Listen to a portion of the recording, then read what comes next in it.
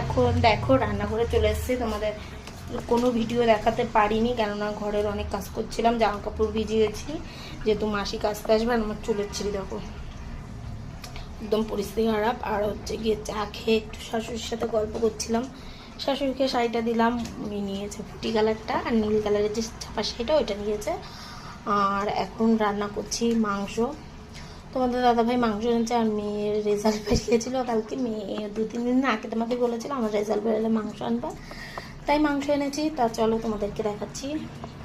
আর এখন মাংস হয়ে গেছে প্রায়, এখন গরম মশলা দেবো, নামিয়ে নেবো।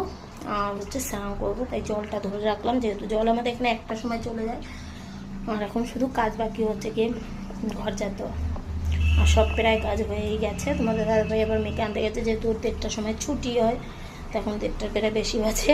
তা কে কোথা থেকে আমার ভিডিওগুলো দেখছো অবশ্যই কমেন্টে জানিও, আর ভালো লাগলে লাইক করো, আর আমাদের চ্যানেলটা সাবস্ক্রাইব করতে ভুলো না, বেশি বেশি করে লাইক করো।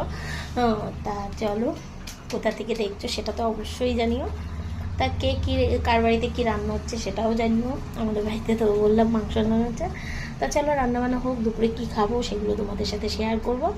টাটা।